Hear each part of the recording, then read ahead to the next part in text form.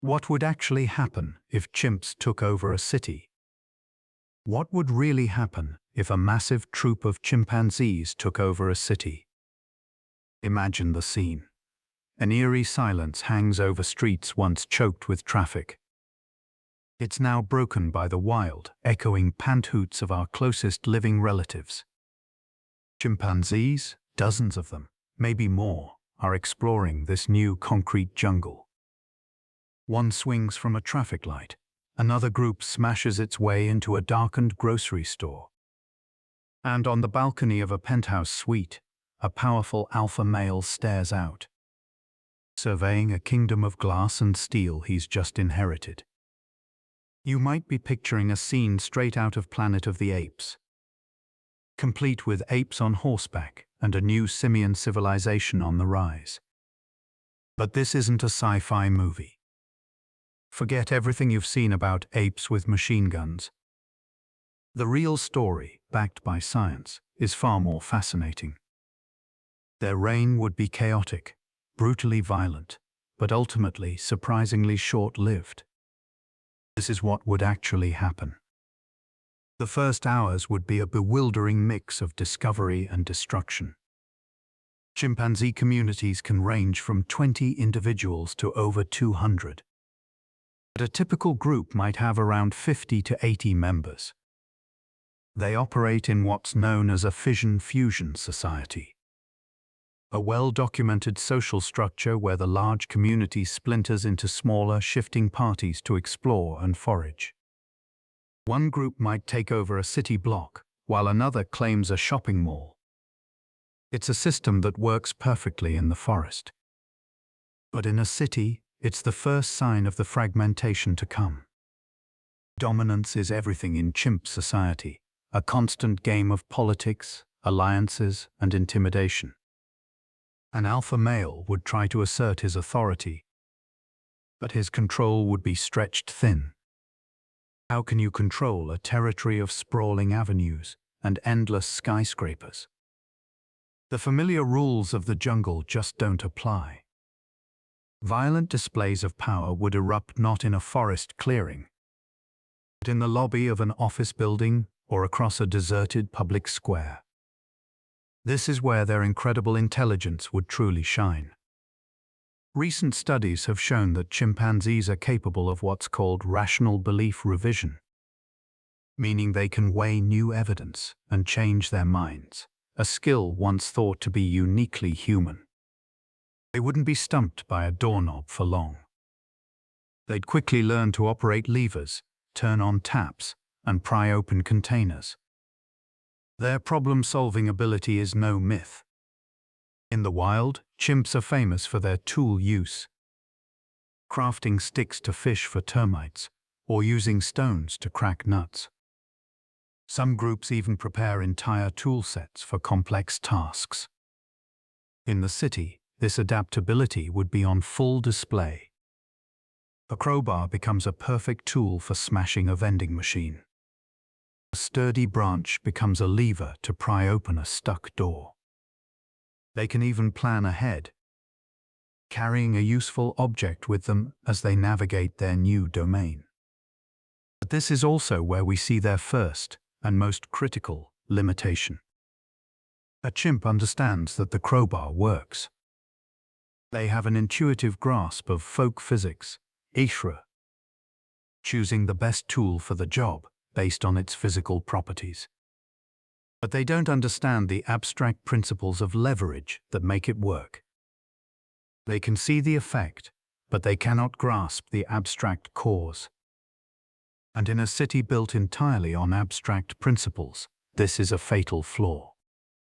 The initial hours would be defined by their physical power. An adult male chimpanzee is, pound for pound, roughly 1.5 times stronger than a human. Windows would be shattered for sport. Furniture would be torn to shreds out of curiosity or frustration. It's plausible that drywall would be punched through. This isn't malicious, not in the human sense. It's the behavior of a powerful, intelligent animal in an environment it doesn't understand. And the food. It's easy to imagine what would happen next. Grocery stores and apartment pantries would become the sites of a feast like nothing they've ever experienced. For a day or two, it would be a golden age. They'd gorge themselves on processed, high-sugar foods, a bonanza of calories.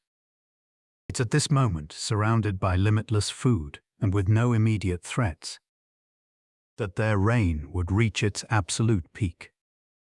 But after the last banana is eaten and the last bag of chips is ripped open, what happens?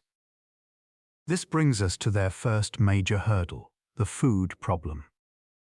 Chimpanzees are expert foragers, but their skills are for the natural world. They can't spontaneously learn to cultivate crops or operate a cannery. As the easily accessible food runs out, the city transforms from a paradise into a trap. Sealed cans and complex packaging become impenetrable fortresses.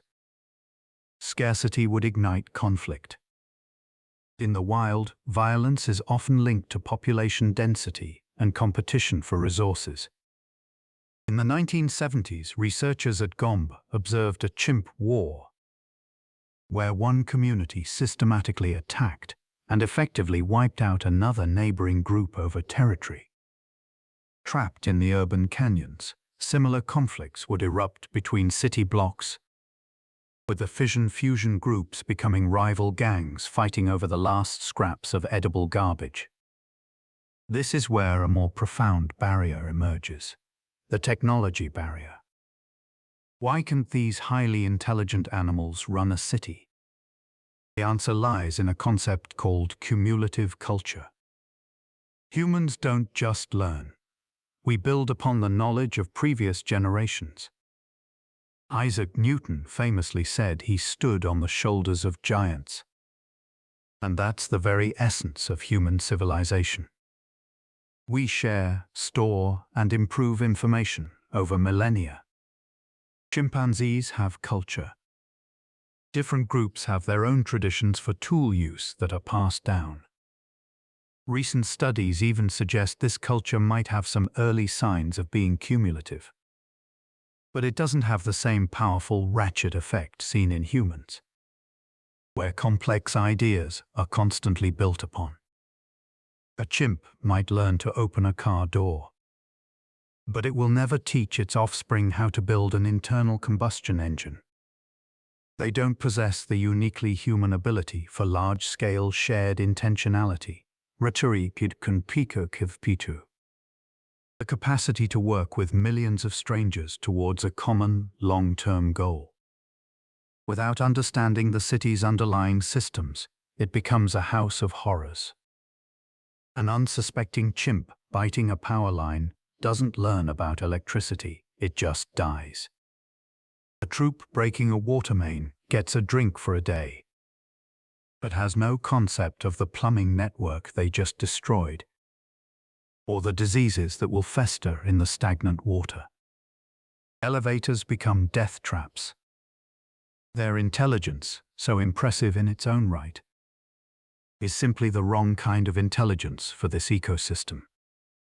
The social fabric itself would begin to tear.